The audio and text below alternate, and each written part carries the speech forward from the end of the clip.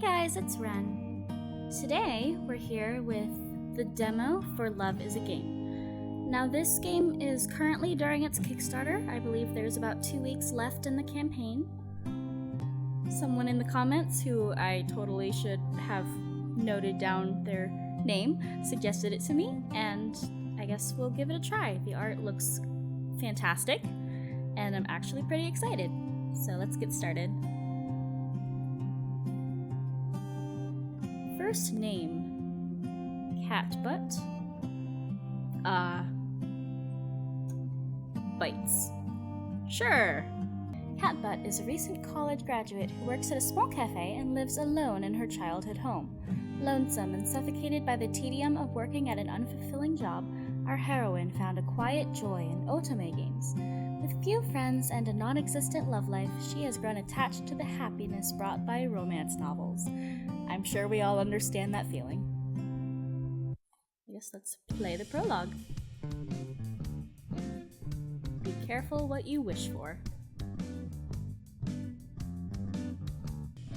I glance at the clock on the wall for what must have been the millionth time since my shift started. Yes, I can go home now.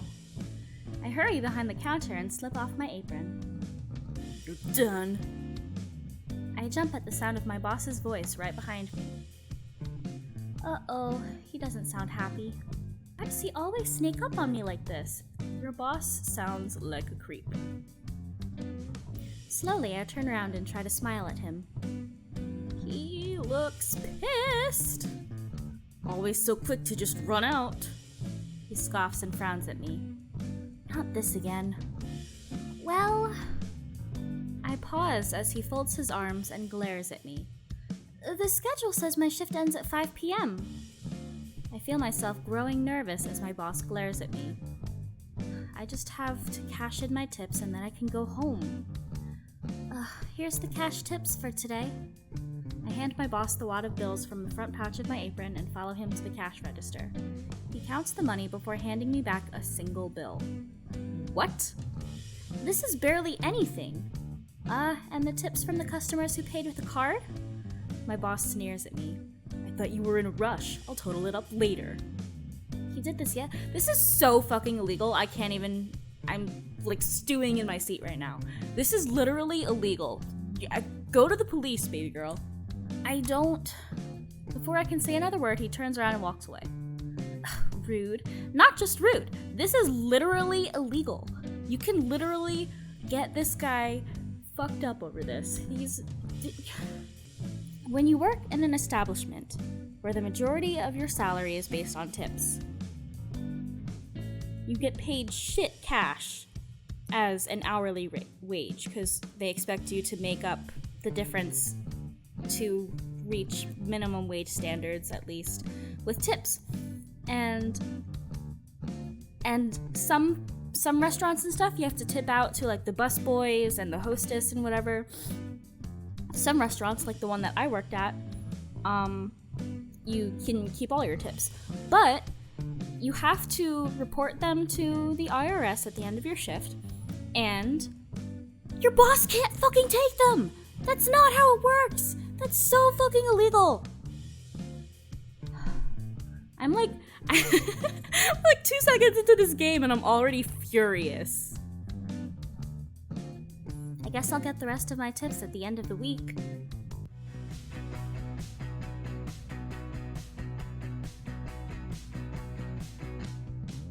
As soon as I walk out of the cafe, I check the notifications on my phone. I'd seen it blinking at work and I had a feeling about what it was. Yes! A slight smile spreads across my face.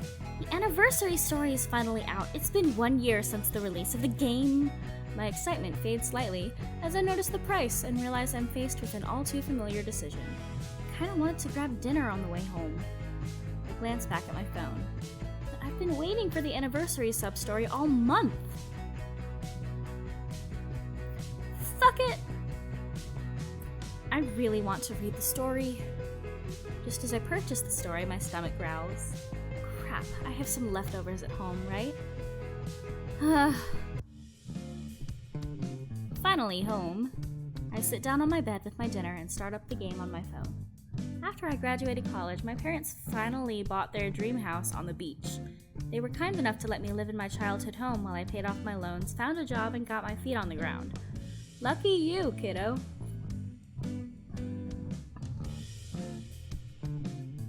Also, how did they afford to buy a new house on the fucking beach without selling their old one at least? Your family. Okay. Why are you fucking starving if your family has enough money for 2 houses, one of which would be a multi-million-dollar one on the beach? Why are they letting you starve? Since then, this is how I've spent my evenings, playing otome games. Girl, I think you're me. My current favorite is the one I'm playing tonight. There's the tsundere, Alistair. Idiot, I'm trying to say that I like you. Childhood friend, Jin. Remember? We made a promise. The ambitious Faust. That sounds great. I want to introduce you as my fiancé. Flirt, Dimitri. You could let me comfort you. The sweetheart, Milo. Or Milo? I'll be the one who makes you smile. And the cold but secretly romantic Enzo. You've taught me what it means to care about someone. I can't even decide who my favorite is, but at least with otome games I can just buy all their stories. I freeze as I realize what I just thought. That's kinda sad. Wow, it's been a whole year since I found this game. I stare blankly at my phone. What does it say about me that this is the only thing I look forward to? Probably that your boss is a shithead? I gaze out the window at the now dark sky. I thought after I got out of college I'd have everything together. A great job, money, maybe even fall in love. Guys, I think they made a game about my life. I think they made a game about my life. Shit. Way to make me feel awful and cool. Okay. The light from the phone screen continues to cast a glow on my bedroom ceiling. But the only good thing in my life right now is this game. I read the words "I love you, cat butt" displayed on my phone. They're not real. My chest grows tight and I look away from the game. The only people that make me happy are fictional. I find myself imagining what my life would be like if I lived in the game, if I was part of your world. I wish they were real. I sighed again and quit out of the game. Yeah, right. I need a reality check. If I really feel this way, I should put some effort into making my life better instead of wishing for the impossible. Fair enough? Ooh, your hair is pretty. I like your hair a lot. Also, it looks like me. I switch off the lamp beside my bed and crawl under the covers. I open up the game one more time to look at the start screen. Good night, guys. Beep, beep, beep, beep, beep, beep, beep, beep, beep, beep, beep, beep. Ugh. Rays of sunlight shine through the curtains, casting a glow across my bed. I roll over to my side and spot my phone just where I left it. I look at the background, an illustration of all the guys from the game. Good morning. I feel a smile tugging at the corner of my mouth as I remember the story I'd read last night. Ah, the ending. I clutch my phone close to my chest. Kinda want to reread it. I'm about to start up the game when I notice the time. Ah! It's that late? Already? I scramble out of bed, tripping as my feet tangle in the blanket I'd kicked off the bed while I was asleep. Ouch! I've got to hurry if I'm gonna make it to work on time. I shake myself loose from the blanket and hurry to get ready as quickly as possible.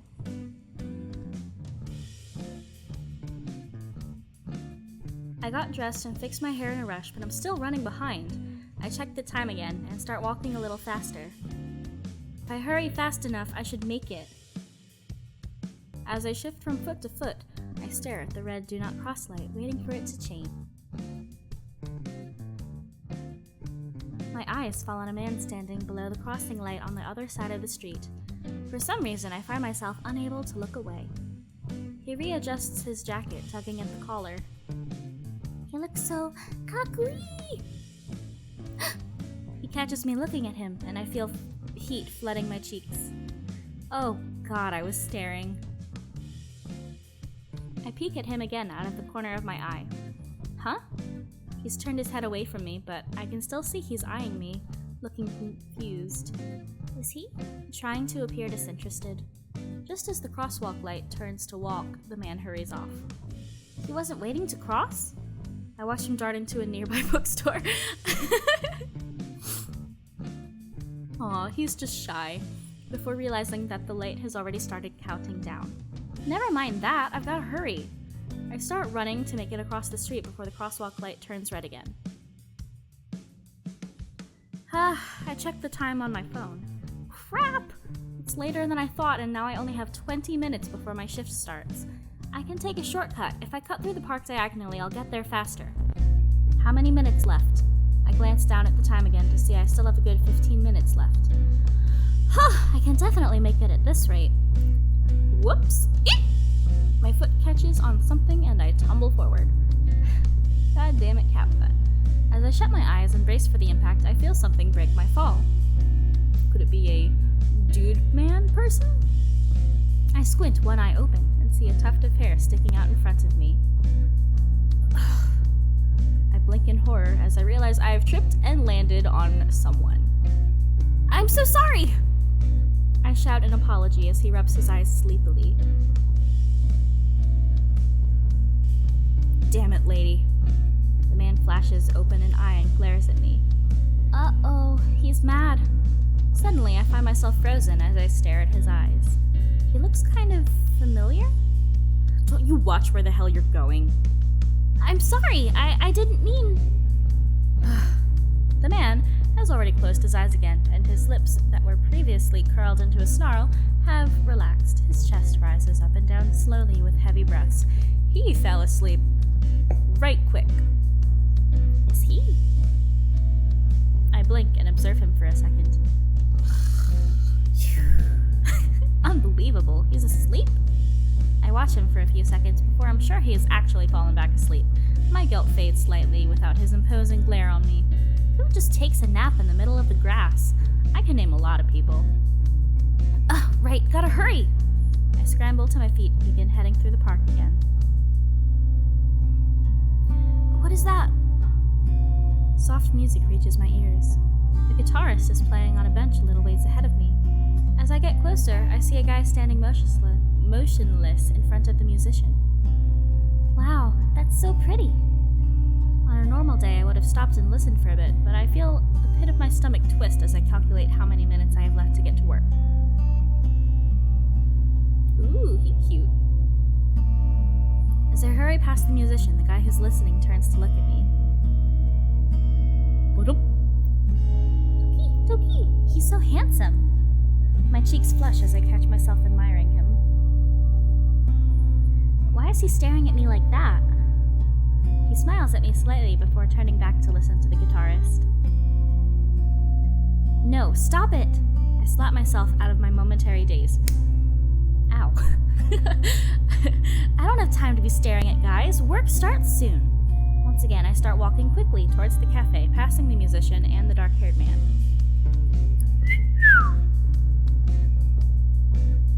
I whip my head around and see someone leaning casually against a tree. When I make eye contact with him, he winks at me.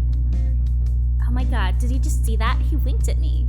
I see two women sitting on a bench right beside me, whispering to each other as they fawn over the man. I don't have time for this! I tuck my hair back and continue hurrying to work. I'm almost there! I finally reach the street of the cafe. Yes, at this rate I'll make it on time! A slight smile spreads across my face, and I feel my panic melting away. Just as I breathe a sigh of relief, I overhear a conversation. A man is arguing with a waitress on an outdoor patio seating. I'm sure it's here somewhere. Sir, if you...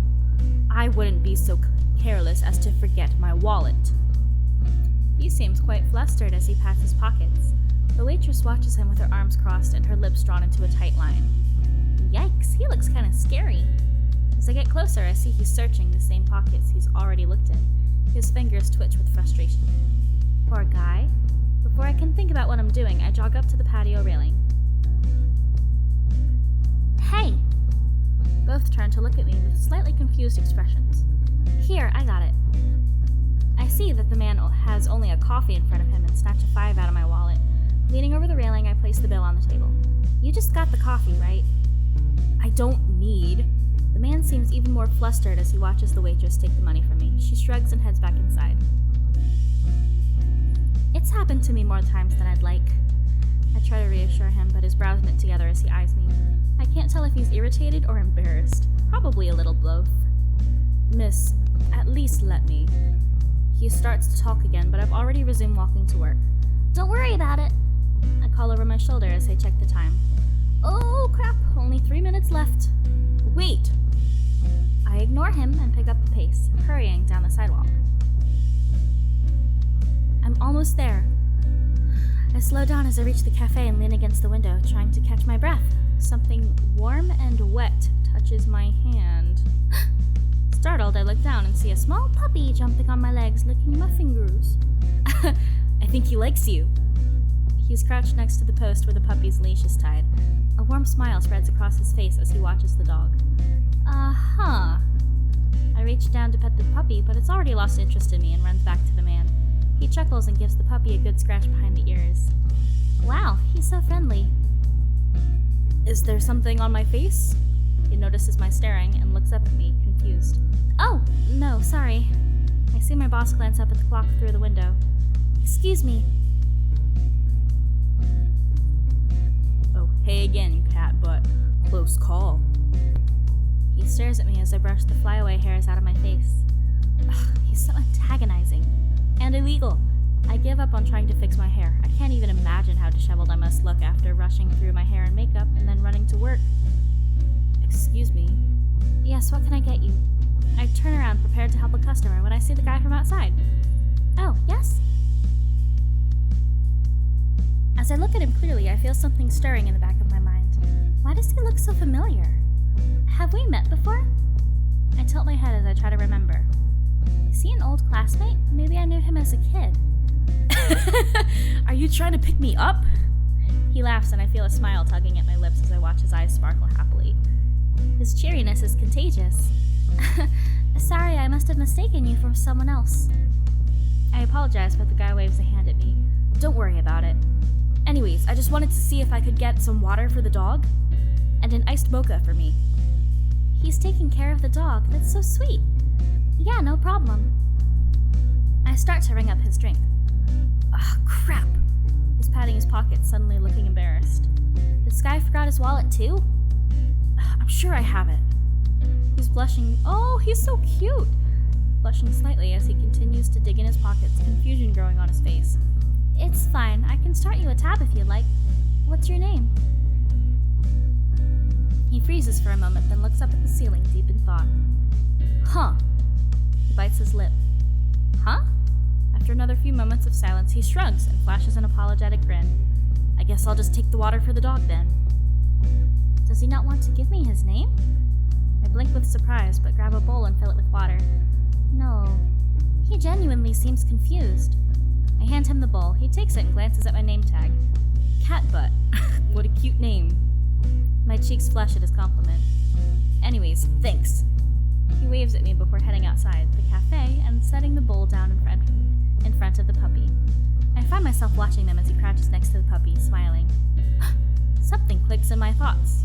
Hey, that kind of looks like... I fumble in my pockets for my phone and begin flipping through my saved screenshots. Oh my god. My finger freezes over one of the pictures from the Otome game. It's an image of Milo petting a stray. I am not convinced I'm saying his name correctly, but oh well, let's roll with it. With a shaking hand, I hold my phone up, side by side with the guy outside. I feel my heart stop for a second. It can't be. Before I can think about what I'm doing, I run outside. Oh, hey again, Catbutt. He stares up at me expectantly. Your name isn't, by any chance, Milo? His eyebrows knit together in confusion for a second before he turns to me, beaming. Yeah, how do you know? I take a step back. No, it can't be. Do I know you from somewhere? I can't stop looking from the image on my phone to the guy in front of me. His outfit, his hair, his smile. Suddenly, I remember all of the guys I'd noticed this morning. The cool-looking man at the crosswalk. The abrasive guy I'd trip over in the park. The easygoing man who was listening to the musicians. The flirty man who winked at me. The well-dressed man who couldn't find his wallet. And finally, the friendly guy who got water for a stray. It can't be! All of them? Milo looks at me, concerned, coloring his features. Are you okay? I'm fine. Milo, what is it you do for a living? Oh, He falls silent, and the same confused expression crosses his face. He seems to think hard about it for a little while. It's weird. I can't seem to... Milo cuts off again, lost in thought. It would be a different case if he just said he was unemployed, but watching him get so confused... It's like he can't remember anything. I realize this watching him struggle to remember his occupation in the same way he struggled to remember his name. He can't be the same Milo. He just can't. My mind kept trying to rationalize, but I couldn't argue with what was right in front of me. On the off chance that this is real, do you, I hesitated for a moment before opening the game on my phone and holding it out to him. Do you recognize this? Milo's eyes grow wide as he looks at the screen of the game. That's... Milo looks like he's beginning to panic. That's me! And those other guys! The other guys? He remembers them! Milo looks back at the game. His hands are trembling. I don't know. I mean, I think so. They seem familiar. He begins tapping the screen madly, searching for an explanation. He freezes as the game shows a background of in-game Milo's house. That's my room. It really is him. Milo suddenly looks at me terrified. What happened? I recognize this as my house, but I don't know where it is. My heart clenches painfully at his lost look. I'm still having trouble believing this is real. Milo stares deep into the screen of my phone, looking at the drawing of his room. As I watch him, something dawns on me. What about the other guys? They're probably in the same state as Milo. No real home, no real job, no real money.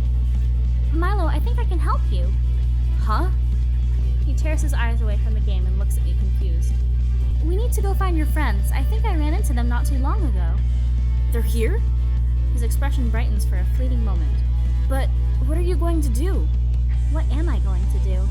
I pause and think about it for a second, realizing I don't even know where to start. Look, for now let's just find them, and then we can all try and figure this out, okay? Milo doesn't respond as he stares blankly at my phone. He looks so sad. I feel my heart clenching more the longer I watch his lost expression. Milo, I'm going to help you guys, okay? I rest my hand on his shoulder reassuringly. When Milo looks up at me, he has a familiar smile plastered on his face. Although I'm not too sure whether it's a real smile or if he's just putting it on for me, I feel a little less worried. Okay, let's go find them. Hello, your job? Baby girl, you were at work. I left the cafe with Milo after telling my boss he was my brother and we had a family emergency. Right, I'm sure that was convincing. I feel kind of bad about lying. Well, the family part was a lie, but this really is an emergency. Although I know how important it is to find the guys, there's a part of me brimming with happiness. I have to force myself to bite back my smile when I think about how they must feel.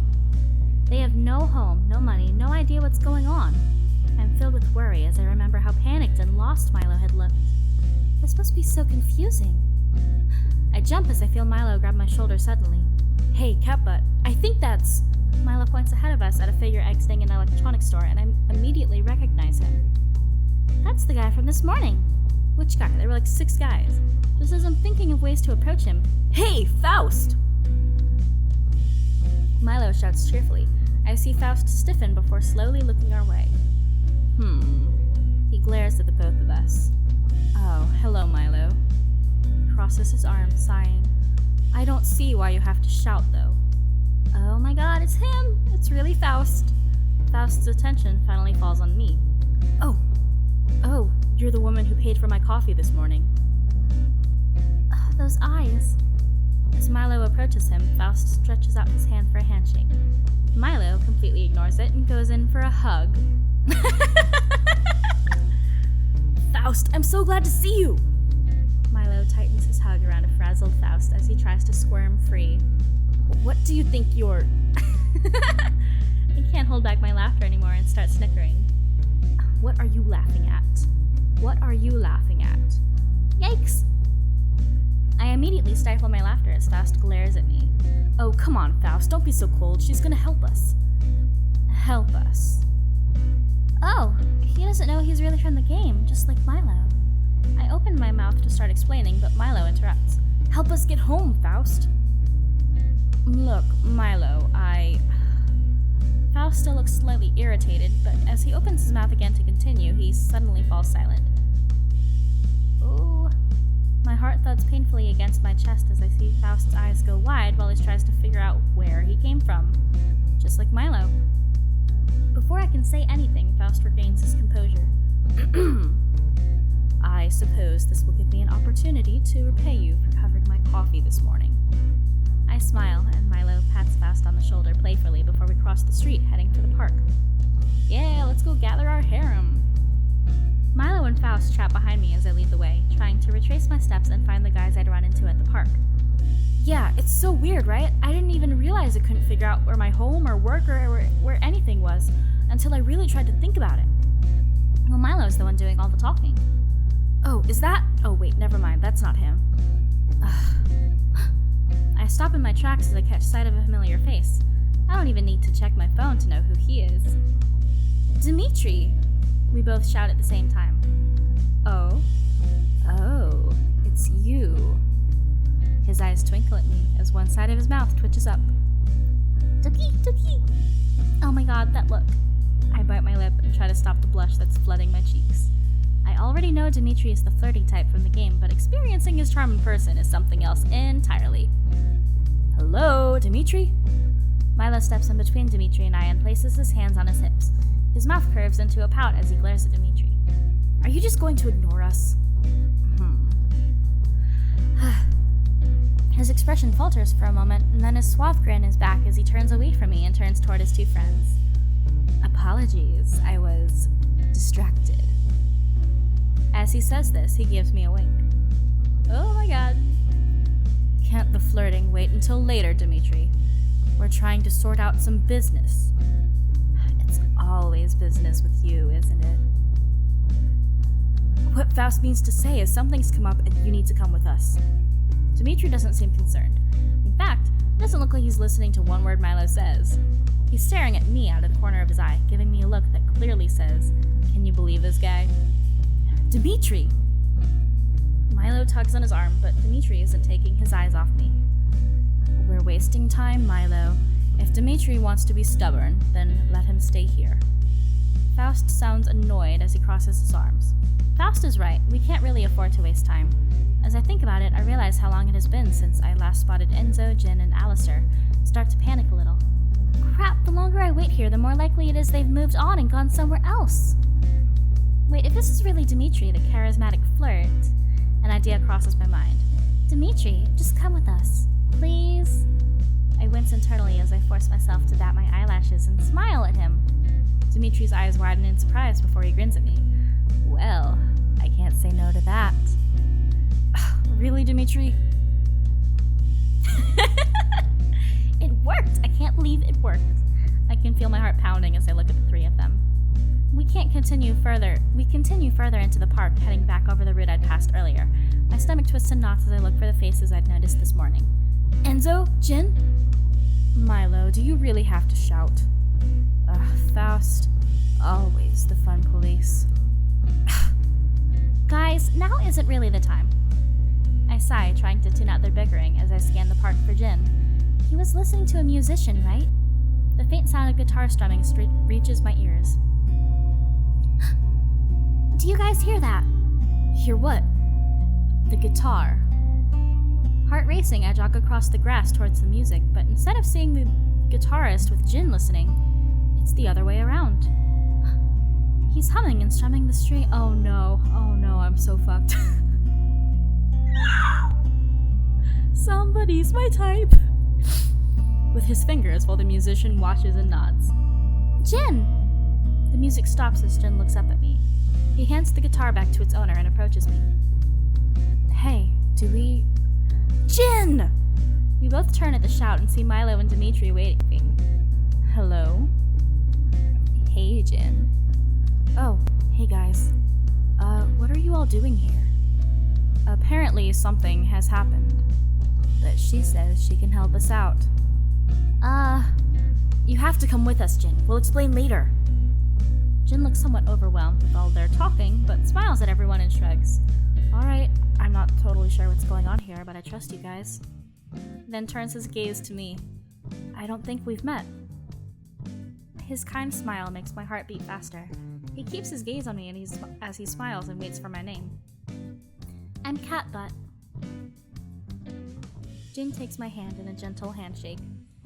That's a lovely name. It's nice to meet you. Hey, don't go stepping on my turf, Jin. Dimitri winks playfully. Come on, guys, we still haven't found Enzo and Alistair. Jin gives me a soft smile and gently pats my shoulder. I can feel my cheeks growing red, but then he sighs and joins Milo in conversation. Where did you last see Enzo again? He was just taking a nap in the grass a little bit that way. I point towards my house, the direction I'd walked earlier, and tripped over him. He looked nervous. I'm getting a little jealous. Dimitri's fake pouting with a glint in his eye. Nothing happened, I just tripped over him this morning. You did what? It's not your fault, Kappa. It's his for sleeping in the middle of the park. Hey, loudmouths. Enzo glares up at us from under a nearby tree. He huffs, blowing some stray bangs out of his eyes. This is a public park, you know. Maybe try keeping it down. Indeed. Maybe you shouldn't be sleeping here then. Enzo, we were looking all over for you. Well, not all over. Enzo groans grumpily, and his eyes finally fall on me. Ugh, you're the girl from this morning. Crap, he looks pissed. Maybe take it easy on Catbutt? Yeah, she's here to help us out, so play nice. Play nice. Okay, sure. There's a few seconds of silence before I realize Enzo has no intention of coming with us. Enzo, you should probably come with us. You're sounding awfully familiar with me. Oops. One of you told the stranger about me. No, we didn't tell her anything, but she knows us and knows how to help. I can see Enzo isn't really buying it, but his interest is piqued. Okay, this is Enzo. He seems scary, but you know everything about him. I take a deep breath and face him with my hands on my hips. Look, Enzo, if you want to just lay here in the grass, that's fine, but don't come crying to me later when you don't have a place to sleep tonight. His face is suddenly inches from mine as he glares down at me. Gasp, gasp, gasp, gasp! It takes everything I've got to return his glare. After a few tense moments, Enzo sighs and averts his gaze. This had better not be some trick or something. You'll thank me later. He crosses his arms and rolls his eyes. Yes, only one more to go. You could stand to tone down the excitement a little, Milo. No one pays any attention as Enzo falls to the back of the group looking sullen. I lead the guy to the street crossing I'd spotted Alistair at this morning. So where did you see Alistair? He went in there. My eyes fall on the bookstore I'd seen the guy I now knew was Alistair dart into. Why? It's not like he can buy anything without any money. Why is Faust blushing? Well, he probably didn't notice right away. Guys... Jin cuts us off and points at the bus stop across the street. Oh! Alistair is sitting on the bus stop bench with his elbows on his knees. I check for cars quickly before jogging across the street towards the bus stop. Alistair! Hey! Oh, fuck, I don't remember what voice I gave him. Are you following me? Oh, you guys. Hey! You could sound a little happier to see us. He looks totally disinterested. Alistair. How do you know my name, huh? I don't remember introducing myself. That's what I asked. I can't really explain how. Whatever. I could feel myself growing irritated as Alistair sighed and rolled his eyes. I'm just trying to help here. Help with what? He just keeps interrupting me. Look, I'm going to explain to everyone once we're somewhere private. Can't you just come with your friends? No, I'm fine here. What the hell? I turn to the other guys for help, but they shrug and don't meet my gaze. Like they're not too sure how to deal with Alistair's stubbornness. Come on, Cat, but think, what would convince Alistair to come with us? Hey, have you had anything to eat yet today? Oh no, he's cute. Almost as if on cue, Alistair's stomach growls. Okay, well you don't have any money, right? Alistair just glares at me.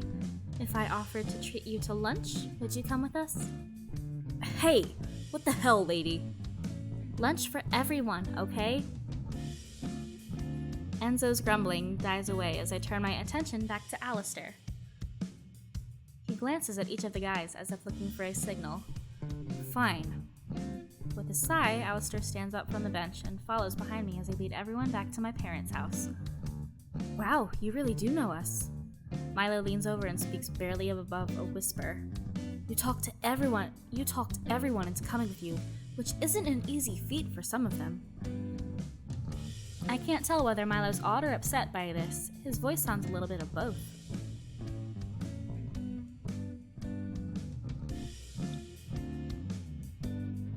I get off the phone with the pizza delivery place, cringing internally at the price to feed 6 grown men. Okay, the pizza should be here in about half an hour. All the guys have made themselves at home, lounging on the living room furniture and inspecting my family's belongings. Can a guy at least get a drink around here? I'll take aloe juice. Ugh. Just a water for me, please. Coffee? What type of soda do you have? And I'll take whatever you're having. Guys, I'm not your waitress. You can get your own drinks. Also, Alistair. Aloe juice? Really? Jeez, fine. With an exaggerated sigh, Enzo resumes sulking. You've got us all here now. Are you going to tell us what this is about? All the guys turn to look at me. Oh. With all their gazes on me, I suddenly realize what I had planned on saying sounds crazy. They're right here. They're real guys. Well, my hand twitches nervously as I bite my lip, unsure of how to start. Do any of you guys know how you got here? Where you woke up this morning? What kind of question is that? Just, do you know? Enzo glares at me, and then after a few seconds, his brows knit with confusion. I look around the room and see everyone else wearing similar expressions, excluding Milo. This can't be right. I can't remember. What kind of trick are you playing, lady? Enzo, Alistair, and Faust are glaring at me. Chill, Enzo. No, seriously, what the hell are you saying? Guys, maybe we should let Catbutt finish explaining. Enzo and Alistair grumble but fall silent as all the guys turn their eyes back to me. Well, I take a deep breath and tighten my fingers around my phone. I know this sounds crazy, but I actually already know all of you and where you came from. I don't know much else, but here. With the Otoma game open on my phone, I show them the screen. What the hell? Whoa. With a shaking finger, I flip through some of my saved images for them. Their eyes grow wider until Alistair finally snatches the phone from my hand. This is a mistake. It can't be real. I think it's real, Alistair. I think it's real, Alistair. Don't you remember this? What? That we're all part of some game? That's crazy. I recognize all of this, though. Me too. Do you have a better explanation? As the guys pass my phone around, I realize I've just been listening to their back and forth conversation. Maybe I should give them some space?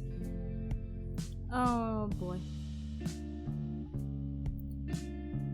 Oh shit, I can't save? Oh no. Oh no. Oh no.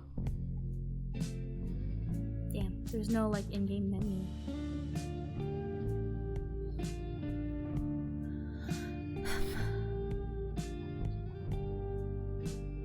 I guess I'm gonna stay and listen. We don't know if we can trust her. Ouch. I shift from foot to foot awkwardly as they continue to bicker and look through the game on my phone. Hey, are you just going to stand there and listen? Alistair's glaring at me and his comment draws the attention of the others. I guess that's my cue to go. Sorry, I'll be in my room if you need anything more. Okay. I wonder how they're doing. I can't hear them through the walls and resist the urge to leave my room and go listen. They just need some time to let it sink in. Seeing the game must have been a huge shock. I'm about to plop onto my bed when I hear a sudden knock at the door. Huh? Hold on 1 second. When I answer the door on the other side is... Oh my, oh dear, okay, Decision time!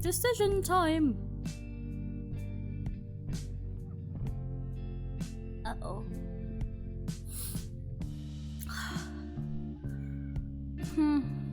Well, the good thing about this game is that all the guys have their own appeal. Definitely, I'm interested in everyone. Alistair is tsundere, Jin is the nice, sweet guitar guy, Dimitri is the flirt, which also is my type. Faust,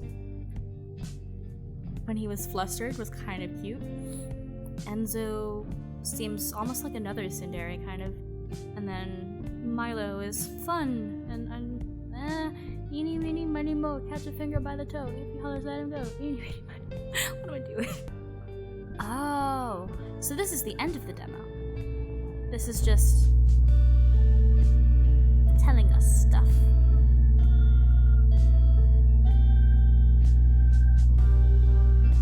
Oh, they're older than I thought they were. Zhou Jin. Reserved, friendly, and protective, Jin always puts others before himself. He finds peace in easing the pain of those he holds dear. However, this behavior has taken its toll on him, and his heart feels heavy with the weight of his unappreciated efforts. Aww! That's so sad!